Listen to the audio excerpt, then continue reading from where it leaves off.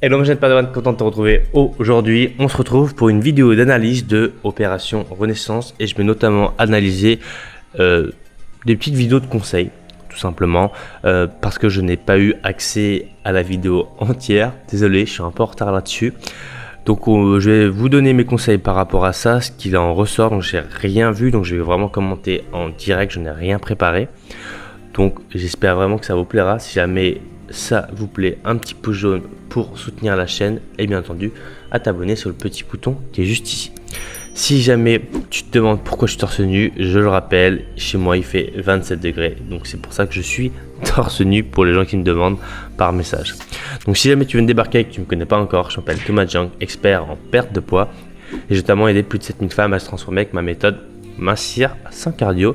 Si jamais tu veux plus d'informations et que tu veux que je t'aide dans ta perte de poids, t'as mon adresse mail qui s'affiche juste ici et je réponds en 24 heures. Allez bref, c'est parti. Pour la santé? Plus vous avez de masse musculaire.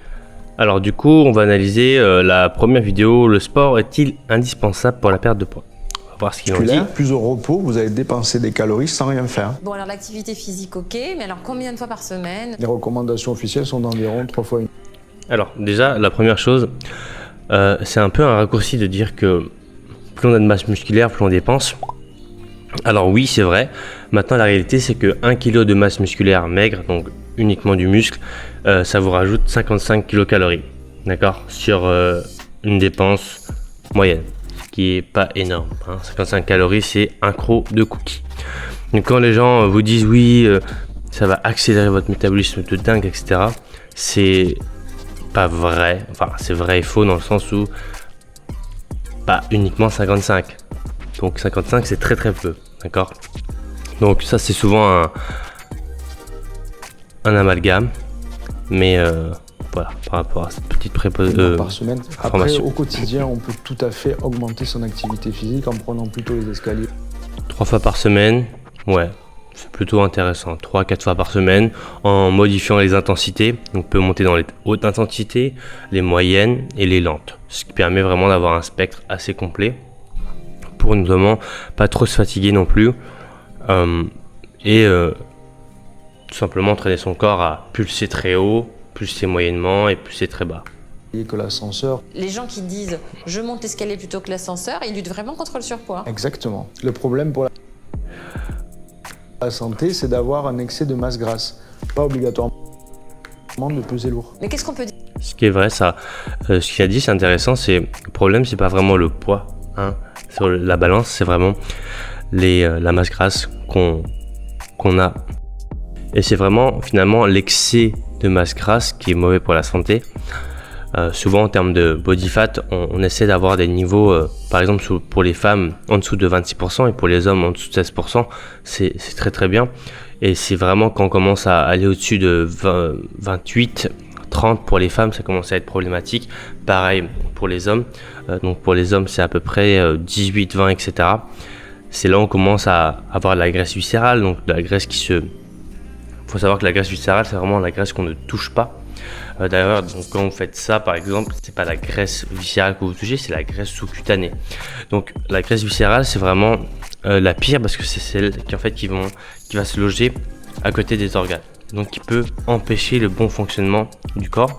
Et on le sait très bien, un corps qui est en surpoids, c'est un corps qui est en mauvaise santé et c'est un corps qui a du mal à faire toutes les actions que le corps devrait faire pour bien fonctionner. Dire aux gens qui n'ont jamais fait de sport et qui trouvent ça barbant. Il faut essayer de prendre du plaisir pour éviter d'être en contrainte. Quelqu'un qui aime le contact humain sera plutôt orienté sur un sport collectif. Il y a des gens qui vont préférer le grand air, d'autres aller s'enfermer dans une salle de sport, d'autres aller à la piscine. Ce qu'il faut en fait, c'est se pousser un peu, quoi. C'est sortir de sa zone de confort. Il faut mettre de l'intensité dans l'activité physique si on veut vraiment avoir un résultat intéressant. En gros, le maître mot, c'est qu'il faut transpirer. Sauf si on est au ski. Ok, c'est intéressant. Donc, ce qu'il a dit, c'est complètement vrai. Il faut trouver une activité physique qui nous plaise. Donc là, j'ai rien à dire par rapport à ça. Ok, donc là, on va partir sur la vidéo sur le sommeil. Donc, moins on dort, plus on va grossir. La nuit, votre organisme, il va sécréter de la leptine. C'est une hormone de satiété. Qui dordine? Exactement. Le foie, lorsqu'on le réveille la nuit, il se remet à travailler, et puis il va stocker un peu plus de gras, et puis vous aurez plus faim surtout. Mais c'est qu'une question d'hormones? C'est aussi une question de qualité du sommeil. Il faut dormir dans une chambre qui est la plus sombre possible, la plus silencieuse possible. L'idéal, c'est donc d'éteindre ses écrans longtemps avant d'aller se coucher? Oui, c'est très important. 1 heure avant, on éteint la télévision, le téléphone et les tablettes. Ah, il y a aussi des gens qui se réveillent fatigués le matin. Si vous êtes fatigué le matin, après une bonne nuit de sommeil, il faut consulter, vous avez probablement des apnées du sommeil. Le simple fait d'être traité pour des apnées du sommeil, d'être appareillé, va vous permettre de perdre du poids sans changer vos habitudes alimentaires. Alors ce qu'il dit c'est complètement intéressant et c'est complètement vrai, hein. Le sommeil occupe une place très importante dans le cadre d'une perte de poids. Nous on a des études qui montrent que pour une perte de poids donnée, donc si on a deux types de groupes d'individus, un qui dort vraiment et un qui dort par intermittence, celui qui dort vraiment perd la même quantité de poids au final mais perd plus de masse grasse que la personne qui ne dort par intermittence, qui perd lui plus de masse maigre, donc de masse musculaire. Docteur, est-ce que c'est vrai que le... Ok, donc là on va partir sur la vidéo sur le stress permanent, danger. stress fait grossir? Ah oui, le stress chronique, que ce soit à la maison ou au travail, fait grossir. Pour quelle raison? Eh bien parce que le stress nous pousse à manger trop ou à manger mal. Par exemple, trop gras, trop sucré. C'est ça. Mais même si on mange normalement, le stress chronique peut nous pousser à stocker du gras au niveau de l'abdomen par l'intermédiaire d'une hormone, le cortisol. Bon alors, comment on fait? Alors, le stress fait grossir, oui. Après, le stress, c'est pas spécialement mauvais en soi, hein. Le stress, c'est ce qui permet de faire des bonnes choses. C'est vrai que le stress chronique est pas bon, mais de là, attention à pas mélanger les termes par rapport au stress. Le stress, c'est bien. Quand vous faites de la musculation, vous stressez votre corps. Quand vous faites une activité physique, vous stressez tout le temps. C'est le maître mot, c'est stress, qui provoque une réaction du corps. Sans stress, le corps n'évolue pas. Faire quand on traverse une période difficile? On peut se faire aider avec un psychiatre, avec un psychologue. On peut faire aussi des groupes de parole. Mais quand on n'est pas prêt à faire une thérapie? Même si on ne connaît pas les causes du stress, on peut traiter les effets, que ce soit par la méditation, l'hypnose. On peut aussi réorganiser sa vie personnelle et on peut aussi prendre ses distances avec les personnes toxiques, que ce soit à la maison Ce qui est vrai, ou au ça. travail. Enfin, c'est plus facile à dire qu'à faire. Bon, merci docteur. Alors, ça c'est totalement vrai, hein, par rapport à l'environnement. Donc là je rejoins énormément. Donc oui, faire descendre son niveau de stress permet de perdre du poids aussi. Voilà. Ok, donc là on va partir sur la vidéo sur le sucre est un faux ami. Gardez l'équilibre en regardant Mon Poids en question sur fout. M6 avec l'association MSA Prévention. Pourquoi est-ce qu'on mange du sucre quand on va pas bien? Ça nous rappelle le lait maternel, qui est sucré, et puis les friandises quand on était gosse. Donc quand on est adulte et qu'on a un problème, on va consommer du sucre pour se rappeler cette période qui en général est plutôt sympathique. Quand on met le nez dedans, on en veut toujours plus. Pourquoi? Le cerveau adore le sucre, il va sécréter une hormone de plaisir qui s'appelle la dopamine. Ça va lui donner du plaisir et un peu d'euphorie aussi. Le problème, c'est que comme il a eu du plaisir, il aimerait bien que ça recommence. Ah mais c'est comme une drogue en fait. Comme l'alcool, comme le cannabis. On va activer exactement les mêmes circuits. Alors quelles sont les habitudes qu'on peut prendre avec nos enfants pour pas qu'ils deviennent accros au sucre? Une chose très importante, pas de chantage au dessert. Vous savez, les enfants, Alors là c'est hyper intéressant parce que là ils disent que le sucre ça sécrète la dopamine, ce qui est vrai. Maintenant, là où il faut rappeler une chose, c'est que le sucre, l'hormone la dopamine est sécrétée jusqu'à un certain point. Donc ça veut dire qu'à un certain niveau de sucre, on n'a plus ce même plaisir. Si vous prenez un thé et vous mettez du sucre, c'est bon. Si vous mettez beaucoup trop de sucre, c'est pas bon. Donc en fait, on a un niveau à partir duquel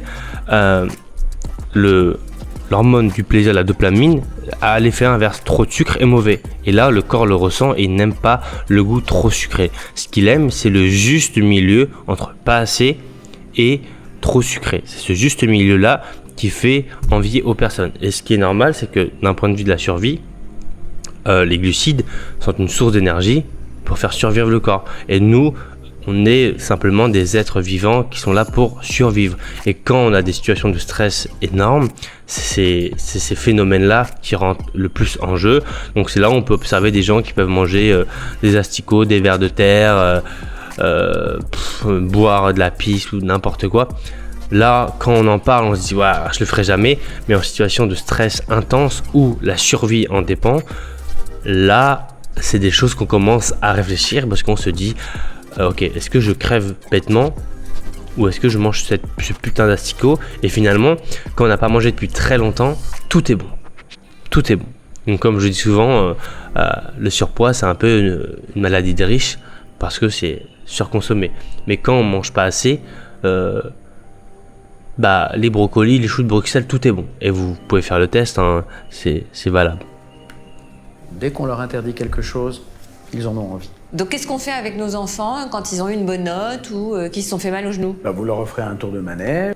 Ok, donc là les enfants... Je vous les prenez dans vos bras. Et pas de bonbons. Pas de bonbons, je suis désolé. Merci docteur. Merci Carrie. Gardez l'équilibre. Ok, donc là on va partir sur la partie régime, attention, danger. Regardons Mon Poids en question sur M6. Quand on veut perdre du poids, la meilleure solution c'est quand même un régime, non? Eh ben non. Une étude montre que 80% des personnes ont repris du poids 1 an après leur régime. Mais pourquoi c'est intenable dans le temps, les régimes draconiens? Ça va générer de la frustration, on va craquer et en plus de ça, on va culpabiliser. Alors comment faire pour perdre du poids et ne pas en reprendre? Il est très important d'écouter ses sensations alimentaires. Des fois, on a envie de manger parce qu'on s'ennuie ou parce qu'on est triste. Il va falloir chercher une autre alternative. Par exemple, téléphoner à sa meilleure amie, aller faire du sport, lire un livre pour éloigner la pulsion alimentaire puisque ça passe dans le temps. Il faut absolument prendre son temps pour manger puisque le cerveau met 20 minutes avant de déclencher la satiété. Donc si on mange énormément en 15 minutes, on va manger plus de quantité que c'était nécessaire. Exactement. Le plus important, c'est de se faire plaisir. On ne s'interdit aucun aliment. Donc le chocolat le soir, c'est bon? Un petit carré. Oh, merci Mélanie. Le chocolat c'est bon, un petit carré. Bah non, tu manges 3, 4, 5 carrés. Tu manges 3, 4, 5 carrés à partir du moment où tu es en déficit calorique, tu maigriras. Donc là de dire pas de frustration, mais un petit carré, pour moi c'est totalement fake. Tu vois, c'est comme si dire oui, tu peux manger tout ce que tu veux, mais tu peux manger une seule frite. Une seule. Donc là pour moi c'est problématique. À un moment donné elle a dit un truc aussi. Lire un livre pour éloigner la... Donc là, en tout cas, je réagis par rapport à ce qu'elle dit. Oui, il faut s'éloigner, bla bla bla bla bla. Ça va un temps s'éloigner. Tu vas pas téléphoner à tous tes potes toute la journée, tout le temps. Ça n'a pas de sens de dire ça. Donc, ce qu'il faut revoir, c'est la stratégie de son environnement. Et là, oui, on peut changer. Mais là, dire, t'as envie de manger du chocolat, appelle ta meilleure amie. Non. T'as des vrais conseils qui marchent par rapport à l'environnement. Et ça, on en parle dans la méthode Master sous cardio. Voilà, c'est pas uniquement switcher, ça va un temps. Il faut tout changer pour justement éviter de retomber là-dessus. Donc voilà un peu pour le retour sur sur les conseils là que j'ai vus tout simplement. Donc j'ai pas eu accès à la vidéo entière. Donc il y a du bon, il y a du mauvais, hein, bien entendu. C'est du mainstream. Donc il faut faire vraiment attention aux termes que vous voyez sur les émissions de télé. Et je le rappelle, une émission de télé, ne jurez pas par ça. Souvent les informations sont un peu erronées, un peu vieilles ou elles sont un peu tournées dans un sens. Parce que souvent les télés sont gérées par des grosses industries et le but c'est de refourguer des trucs. D'accord? Donc attention vraiment, voilà. On peut vite faire l'amalgame de se dire ok, donc je mange plus de sucre, faut que je dorme bien, oui, ok. Le sport, je vais en faire, ok. Le stress, j'arrête de stresser, ok. Et j'arrête les régimes.